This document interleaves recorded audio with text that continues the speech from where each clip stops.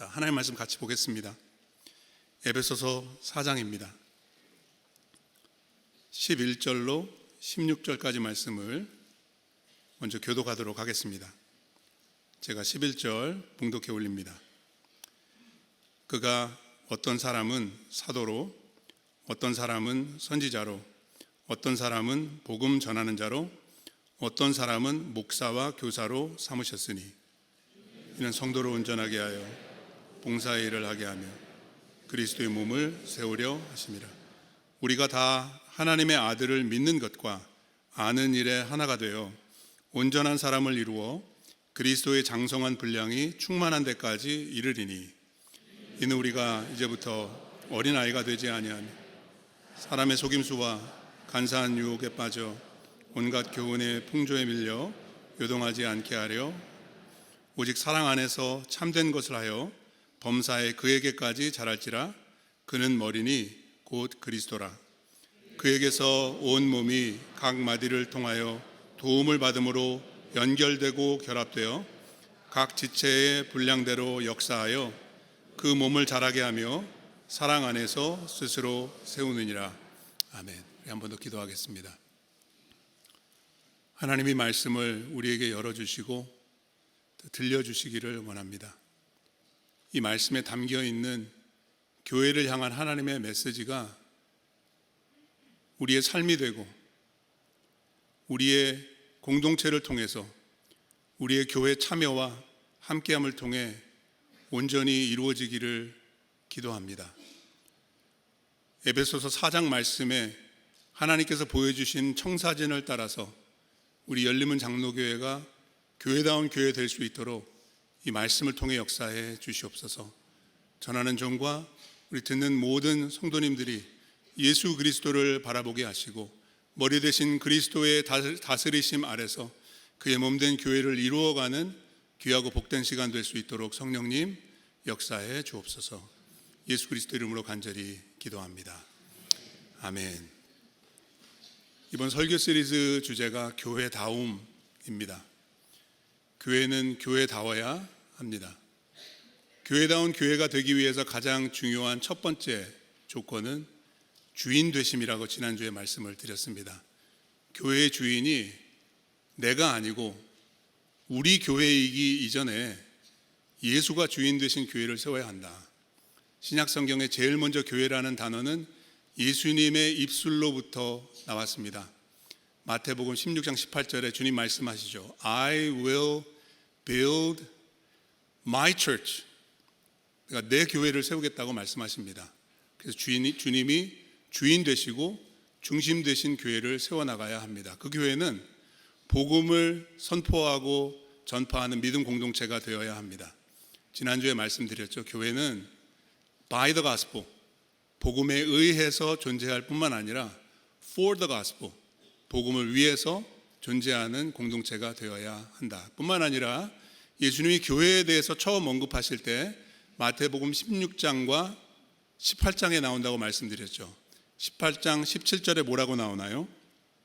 예수님 말씀하십니다. 만일 그들의 말도 듣지 않거든 교회의 말하고 교회의 말도 듣지 않거든 이방인과 세리와 같이 여기라. 제가 요약해드렸습니다.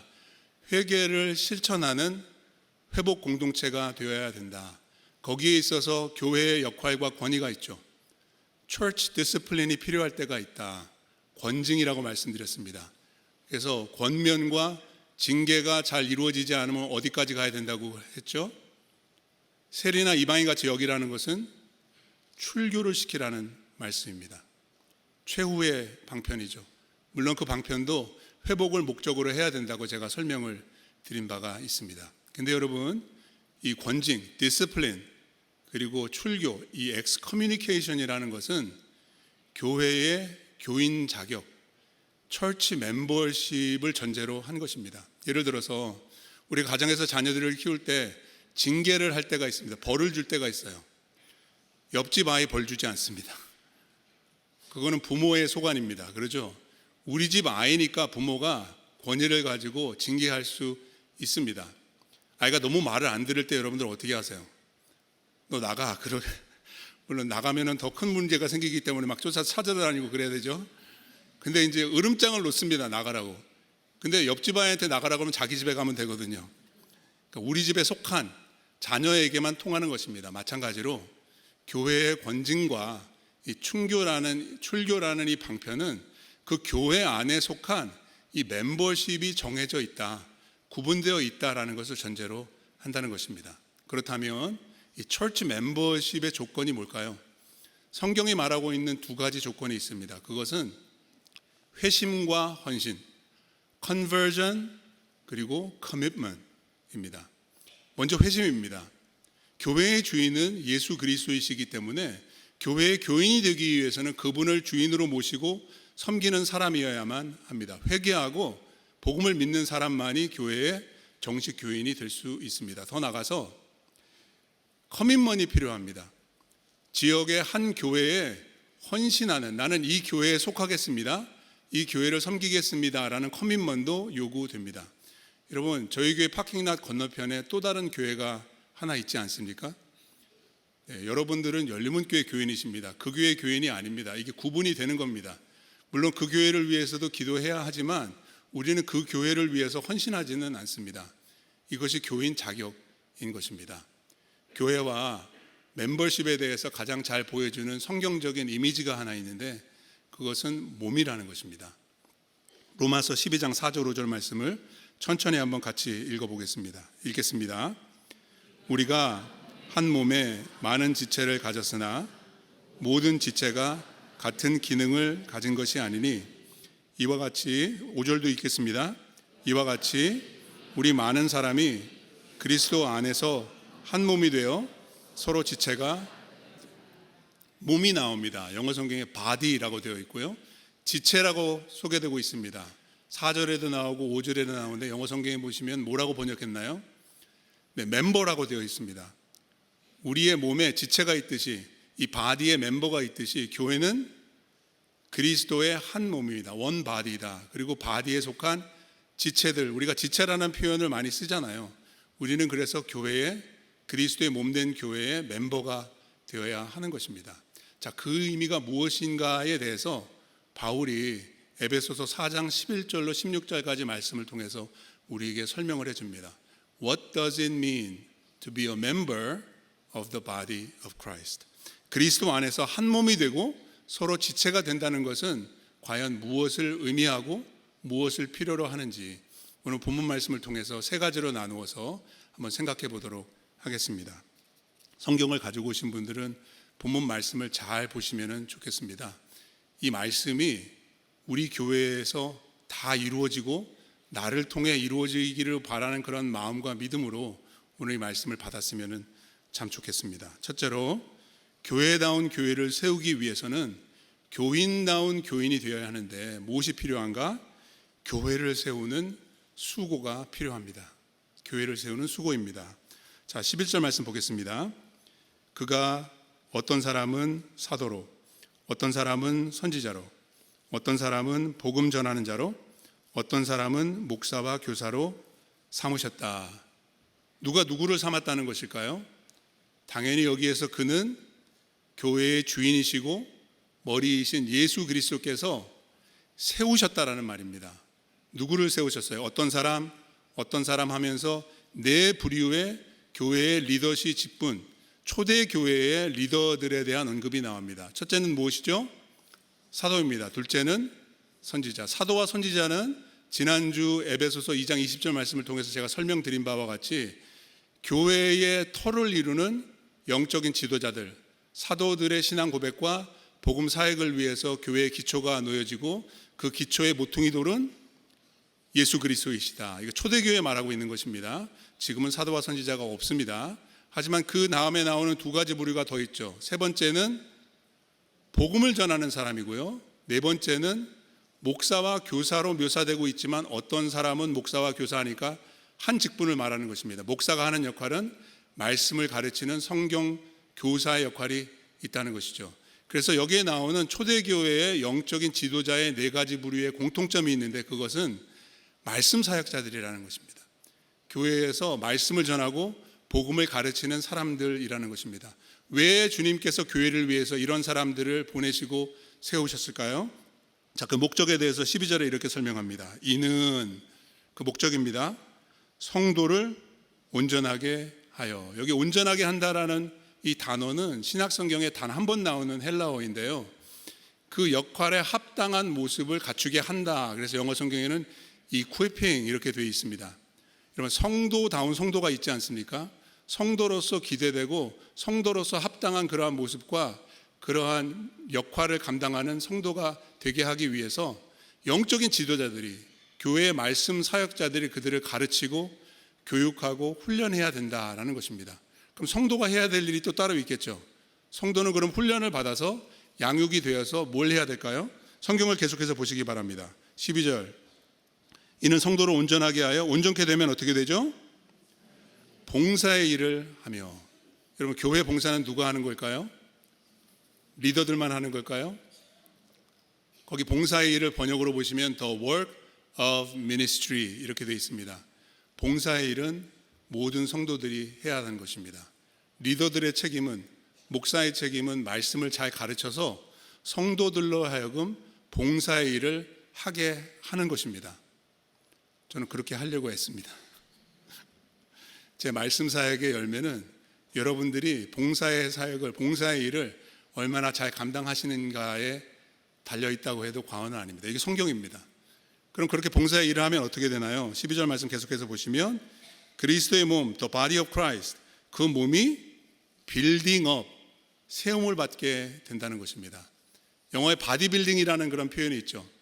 교회에서도 그리스도의 몸을 세우는 바디빌딩이 이루어져야 합니다. 온라인에 영상을 찾아보시면은요, 6개월, 9개월 안에 운동을 열심히 해서 빼빼 마른 그 갈비씨였던 사람이 막 근육질로 변하는 그런 트랜스포메이션 하는 그런 영상들이 있습니다. 여러분, 교회도 그렇게 되어야 합니다. 약골이 되어서는 안 됩니다. 월크아웃을 해야 되는 거죠. 교회가 성장하고 굳건하게 세워지는 건강한 모습으로 변화되는 그런 과정을 위해서는 또 다른 월크아웃이 필요한데, 그 월크는 The work of ministry, 이걸 해야 된다는 거예요. 여러분들의 교회 생활과 신앙 생활을 한번 돌아보시기 바랍니다. 여러분들은 봉사의 일을 잘 감당하고 계시나요? 저는 제가 해야 될 일을, 이 말씀 사역을 열심히 합니다. 아시는지 모르겠지만. 근데 여러분들도 열심히 해야 될 게 있습니다. 봉사의 일이라는 것입니다. 그 일을 하지 않으면 교회는 약해질 수밖에 없습니다. 건강해질 수가 없습니다. 부동증후군이라는 게 있더라고요. 몸을 움직이지 않으면 병든다는 거예요. 근육도 빠지고요, 골격도 약해지고요, 심장과 혈관도 문제가 생기고 내장의 기능도 약화가 된다고 그러더라고요. 교회도 마찬가지인 것 같습니다. 움직이지 않으면, 봉사의 일을 감당하지 않으면 교회가 건강하게 성장할 수 없습니다. 근데 얼마나 건강한지는 그 교회의 지체, 그 멤버를 이루고 있는 분들이 얼마나 액티브하게 활동하고 봉사하고 있는가에 달려있는 것 같습니다. 파레토 법칙이라는 20대 80 원리라는 경제 법칙이 있습니다. 들어보셨는지 모르겠습니다. 이탈리아의 학자가 내놓은 말인데요, 사실 기업에 적용이 되는 겁니다. 이런 거예요.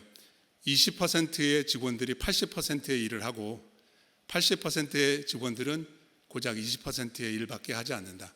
그 회사에 이윤을 남기는 사람들은 20%의 사람들이 80%의 수익을 창출하고 80%의 사람들은 20%밖에 기여하지 못한다.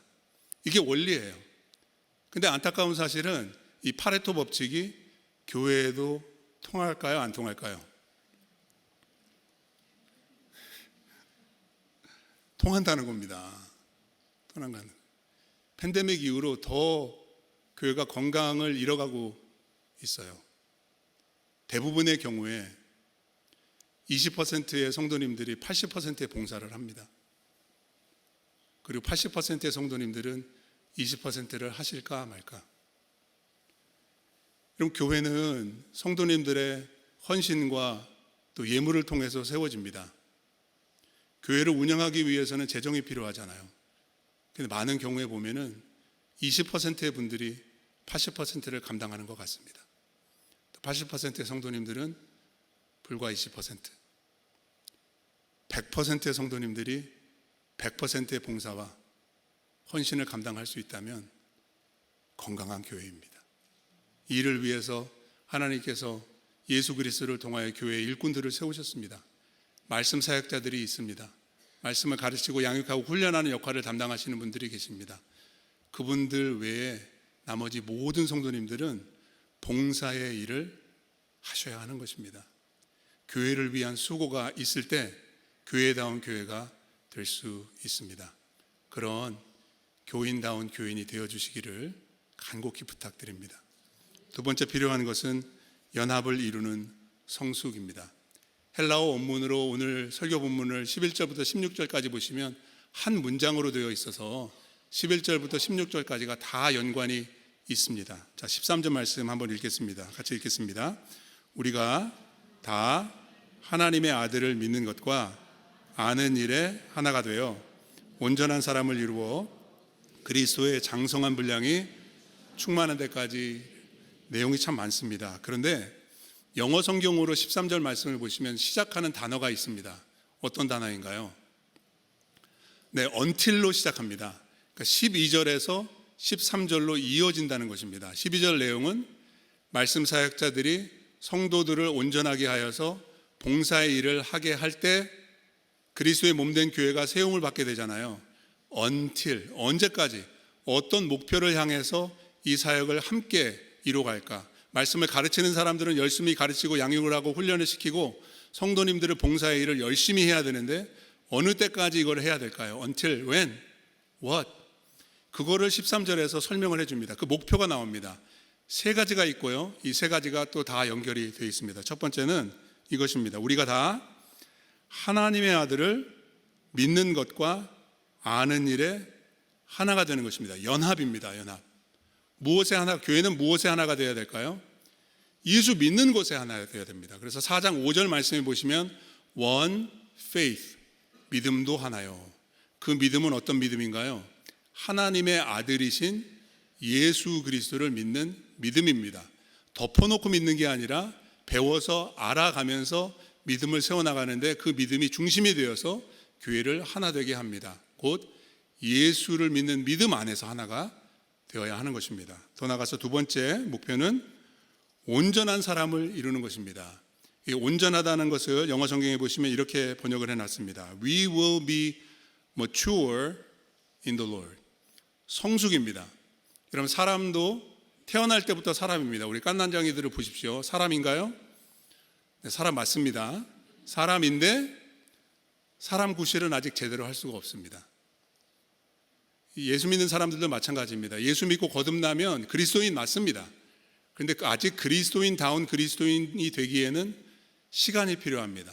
양육이 필요합니다. 훈련이 필요합니다. 교회도 마찬가지입니다. 오늘 11절부터 16절까지의 내용은 개인적인 측면에서의 어떤 성장이나 몸을 이루어가는 모습이 아니라 공동체적인 측면에서 지금 설명하고 있는 것입니다. 그러니까 개인적으로도 성장해야 되지만 공동체적으로도 성숙한 교회가 되어야 된다. 성숙한 교회의 첫 번째 특징은 하나 되는 교회다라는 것입니다. 그리고 그 공동체를 구성하고 있는 성도님들이 온전한 사람, mature spiritual person이 되도록 힘써야 된다라는 말입니다. 그럼 그 성숙의 기준이 있죠. 그게 뭘까요? 자, 13절 마지막 부분입니다. 그리스도의 장성한 분량이 충만한 데까지 이르리니. 영어 성경이 이렇게 번역해 놨습니다. Measuring up to the full and complete standard of Christ. 그러니까 영적인 성숙의 기준은 누구예요? 그 스탠더드가 누구예요? 예수 그리스도를 닮아가는 것입니다. 교회를 구성하고 있는 성도들이 봉사의 일을 하면서 예수님을 닮아가는 영적 성숙을 이루어갈 때 교회는 온전히 하나가 될 수 있다. 연합을 이루는 성숙이 필요하다. 이런 말씀입니다. 그 다음에 나오는 14절은 대조적인 내용들입니다. 성숙의 반대의 모습을 보여주면서 이렇게 돼서는 안 된다라고 또 세 가지를 가지고 설명을 해주십니다. 14절 말씀 보십시오. 첫째, 이는 우리가 이제부터 어린아이가 되면은 안 된다는 영적인 의미입니다. 영적인 성숙의 반대는 미성숙이에요.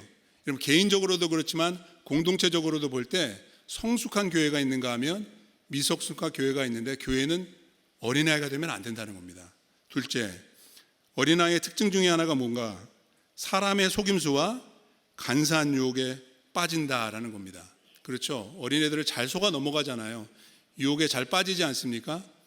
그래서 유괴당하기도 하고 넘어가기도 하고 이런 일들이 생기는 이유는 이 분별력이 부족하고 지혜가 없기 때문이죠. 교회가 그렇게 될 수 있다는 거예요. 미성숙해서는 안 된다. 또 세 번째 특징이 있습니다. 이렇게 되면 안 된다는 건데요. 뭔가요? 온갖 교훈의 풍조에 밀려 요동하지 않게 하려 함이라. 어린애들은 뭔가 새로운 것에 호기심을 가집니다. 교회도 그렇게 될 경우가 있는데 그러면 안 된다. 왜냐하면 복음은 오래된 것이기 때문에. 그럼 교회 역사가 얼마나 오랜가요? 열린문교회는 40년밖에 되지 않았지만 주님의 교회 그 자체는 지금 2000년의 역사입니다. 복음은 오래된 것입니다. 교회는 오래된 것입니다. 그렇기 때문에 새로운 어떤 아이디어나, 이단이 다 그런 거예요. 사도들이 가르친 게 아닙니다. 이단은 최근에 나온 것들이에요. 그래서 그거 따라가면은 절대로 안 됩니다. 1세기부터 이어온 복음과 교회를 세워나가고 그 복음 중심성을 지켜낼 수 있는 것이 성숙한 교회가 된다라는 그러한 말씀이 되겠죠. 다시 정리해 봅니다. 여러분, 성숙한 교회가 있는가 하면 미숙한 교회도 있습니다. 그 가장 큰 차이점이 뭔지 아시나요? 성숙한 교회에는 교회 어른들이 있습니다. 어른이 있어요. 영적인 어른이 있어요. 물론 초신자들도 있어야 되고 연령으로도 나이 어린 우리 자녀들도 있어야 되지만, 교회를 교회되게 하는 그런 중심에는 그리스도를 중심으로 모시는 영적인 어른들이 있어야 합니다. 영국의 유명한 소설가죠. 윌리엄 골딩이 1954년도에는 Lord of the Flies라는 그런 소설 들어보셨나요? 파리 대왕이라고 영화로도 이렇게 제작이 되기도 한 그런 소설책인데요. 15명의 소년들이 무인도에 표류하게 되는 이야기입니다. 다른 사람 없이 소년들만 모인 그 섬에서 무슨 일이 벌어질까요? 무질서, 폭력, 잔인함. 이 세상을 풍자한 그런 소설이기도 하지만 저는 그 소설의 내용을 보면서 무엇을 생각했냐 하면요, 어른이 없어서 그런다. 어른이 있었다면 그렇게 되지는 않았을 것이다. 저는 교회도 마찬가지라고 생각합니다. 교회를 교회되게 하기 위해서는 교인다운 영적으로 성숙한 어른들이 계셔야 합니다. 간혹 보다 보면은 우리 젊은이들이 모여서 교회를 개척하는 경우들이 있습니다. 잘 될까요? 안 될까요? 물론 잘 되는 경우들도 있지만 시간이 필요해요. 어른이 없으니까. 그들이 어른이 될 때까지의 시간이 필요합니다. 그런 의미에서 제가 여러분들에게 부탁드리고 싶습니다. 우리 열린문교회의 다음 세대들이, 우리 신앙의 연륜이 적은 성도님들이 우러러 볼 수 있는, 보고 배울 수 있는 영적인 어른이 되어주시기를 바랍니다. 누가 교회의 어른입니까, 여러분? 성숙한 사람들입니다. 믿음의 본이 되는 사람들입니다. 더 나아가서 믿음이 어린 사람들을 양육해주고 훈련해주며 이끌어줄 수 있는 사람이 어른입니다. 여러분, 교회에는 어른이 필요한데요. 그래서 다음 주에는 제가 어른의 역할, 이 디사이플십에 대해서 여러분들과 말씀을 나누기를 원합니다. 설교 포인트 하나 더 남았습니다. 셋째, 교회다운 교회를 세우는 교인다운 교인에게 무엇이 필요한가? 책임을 다하는 사랑도 필요합니다. 책임을 다하는 사랑입니다. 자, 15절 말씀 같이 읽겠습니다. 천천히 읽겠습니다. 오직 사랑 안에서 참된 것을 하여 범사에 그에게까지 자랄지라. 그는 머리니 곧 그리스도라. 지금 말씀이 계속해서 연결이 되고 이어져 나가고 있습니다. 그리스도의 몸된 교회가 성장하고 성숙해가는 그런 과정에 대해서 설명하고 있습니다. 범사에 그에게까지 자랄지라. 그는 누구죠? 머리니 그리스도. 그러니까 성숙의 기준, 이미 앞서도 살펴봤지만 예수 그리스도가 기준이 되는 겁니다. 이런 모습을 상상해 보십시오. 머리는 있는데 그 머리에 몸이 어울리지 않는 그런 모습이 될 때가 있습니다. 미국의 카니발이나 놀이동산에 가시면은 이렇게 구멍을 뚫어 놓고요, 거기다 얼굴을 집어넣고 사진 찍는 그런 데가 있죠. 근데 그걸 보고서 우리들이 웃습니다. 왜 웃냐면 얼굴하고 그 몸이 매칭이 안 되거든요. 근데 여러분, 우리의 교회가 머리는 누구시라고 했습니까? 모든 교회의 머리는 예수 그리스도입니다. 근데 그분을 머리로 모시고 그 몸을 구성하고 있는 우리는, 이 공동체는 그 머리에 합당한, 머리에 잘 어울리는 그런 모습으로 지금 구성되고 세워지고 있다고 생각하십니까? 머리가 그리스도면 몸도, 교회도 그리스도를 닮아야죠. 지금 그 얘기를 하고 있는 거예요. 기준은 예수 그리스도라는 거예요. 그에게까지 자라나는 것입니다. 어떻게 그렇게 할 수 있을까요? 자, 15절 어떻게 시작하죠? 오직 사랑 안에서 참된 것을 해야 된다는 거예요. 이게 참된 것은 복음을 가리킵니다. 그래서 영어 성경에 보시면 이렇게 번역해 놨죠. Speaking the truth in love. The truth입니다. 그 진리입니다.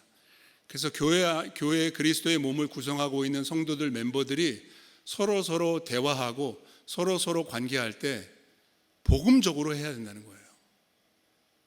복음에 합당한 그러한 모습과 그런 언어와 그러한 태도와 그런 방식으로 관계를 세워나가야 한다. 가장 중요한 것은 그 모든 교회의 활동이 사랑 안에서 이루어져야 된다. 그게 복음에 합당한 것이니까요. 그래서 오늘 15절은 사랑 안에서로 시작하고 16절은 사랑 안에서로 끝마칩니다. 자, 16절도 같이 읽어보겠습니다. 읽겠습니다.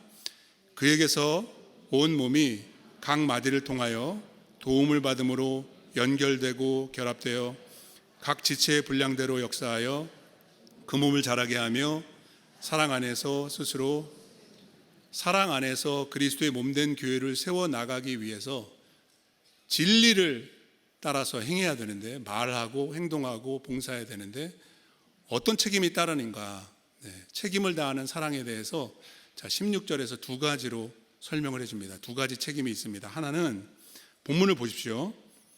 각 마디를 통하여 도움을 받는 것입니다. 영어 성경에 이렇게 번역을 해놨어요. New Living Translation의 NLT에 보시면은 It helps the other parts grow. 그러니까 다른 지체들이 잘 성장할 수 있도록 도와주는 역할을 해야 된다는 거예요. 남이 할 수 없는 것을 내가 도와줄 수 있어야 된다라는 것이 있고, 더 나아가서 또 한 가지가 있는데, 두 번째 책임은 각 지체의 분량대로 역사하는 것입니다. 영어 성경은 이렇게 번역해 놨습니다. As each part does its own special work. 그러니까 정리해서 설명드리면 이거예요. 남이 대신해 줄 수 없는 일이 있어요. 내가 반드시 교회의 성도와 지체로서, 교회의 멤버로서 내가 해야 될 일이 있어요. 남이 대신해 줄 수 없는 일이 있어요. 그런가 하면 다른 사람이 그 일을 감당할 수 있도록 그것도 그분이 하셔야 하는데 내가 도와줘야 될 책임도 있다라는 것입니다. 그래서 빌립보서 2장 4절 말씀에 보시면은 바울이 이렇게 권면하죠. 각각 자기 일을 돌볼 뿐더러 내가 해야 될 일이 있어요. 그런가 하면 또한 각각 다른 사람들의 일을 돌봐라. 이게 책임을 다하는 사랑이라는 거예요.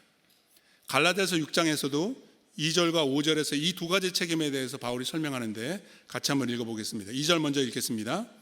너희가 짐을 서로 지라 그리하여, 영어 성경에 이렇게 되어 있죠. Carry each other's burdens. 각자가 지고 가야 될 짐이 있는가 하면 다른 사람도 자신의 짐을 질 수 있도록 서로 도와주라는 것입니다. 그런가 하면 5절 말씀에는 뭐라고 말씀하시나요?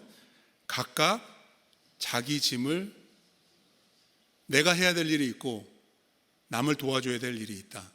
책임을 다하는 사랑을 감당할 때에 교회는 교회다운 교회가 되고 교회의 머리 대신 그리스도께 걸맞는 어울리는 몸으로서 세워질 수 있다는 것입니다. 여러분들은 이 일을 얼마나 잘 감당하고 계시는지 모르겠습니다. 열림은 교회가 교회되기 위해서 여러분들이 계셔야 될 곳이 있습니다. 여러분들이 하셔야 될 일이 있습니다. 잘 하고 계신가요? 근데 그것만 잘하면 안 됩니다. 다른 사람도 서로 각자 맡은 일을 잘 감당할 수 있도록 도와주어야 한다는 거예요. 그래야지 교회다운 교회가 될 수 있고 교인다운 교인인 철치 멤버십을 우리가 지켜낼 수 있는 것입니다. 어제 토요 새벽 예배 시간에 선교 기도회로 모여서 참 은혜로운 시간을 가졌습니다. 특별히 여름 단기 선교 다녀오신 분들이 간증을 하셨는데 너무너무나 은혜로웠어요. 다들 들으시면 좋겠다라는 그런 생각이 들더라고요. 나중에 라이브 링크 한번 찾아서 간증들 들어보시기 바랍니다. 그 세 분의 간증 중에 청년의 간증이 있었는데 우리 넥스트 청년 정민정 자매가 5월부터 8월까지 3개월 동안 로고스 홉에 단기 선교사로 헌신해서 다녀왔는데요. 그 간증도 은혜로웠습니다. 로고스 홉은 저희 교회가 작년과 또 올해 이어서 계속해서 단기팀을 파송해서 여러 번 여러분들이 후원해 주시고 기도해 주셔서 있게 알고 계시겠지만 민정 자매가 가서 보니까 정말 바쁘게 그 배를 움직이고 그 배의 사역을 감당하기 위해서 수고들이 많더라는 것입니다. 로고스홉 아시죠, 여러분? 세계 각국의 항구를 다니면서 정박을 하는 기간 동안에 배에서 내려가지고 아우리치를 하고요, 복음을 전하는 선교선입니다. 근데 그 선교선이 움직이고 선교선다운 그런 사역을 감당하기 위해서 한 사람도 노는 사람이 없대요. 한 300명 가량의 크루 멤버들이 있는데 다 중단기 선교사들로 헌신해서 와 있고요. 각자 맡은 역할을 모두가 감당해 나가야지 그 사역이 가능해지더라 하는 것입니다. 간증을 들으면서 저는 그런 생각을 했습니다. 교회가 선교선이 돼야 된다. 교회가 한 사람도 가만히 있는 사람이 없이 말입니다. 각자가 해야 될 일을 감당할 뿐만 아니라 서로가 그 일을 잘 감당할 수 있도록 도와줄 수 있다면 얼마나 좋은 교회가 될까. 여러분 그런 말도 들어보셨죠? 교회는 유람선이 아니라고. 교회는 선교선이 되어야 하는 것입니다. 그렇게 되기 위해서 여러분들이 도와주셔야 돼요. 가만히 계시면 안 돼요. 교회를 세우는 수고를 해주셔야 합니다. 연합을 이루는 성숙을 이루어 가셔야 하고요, 어른이 되셔야 돼요. 교회에서. 그리고 각자에게 주어진 그 책임을 다하시되 사랑 안에서 이 교회를 함께 세워나갈 수 있기를 간절히 바랍니다.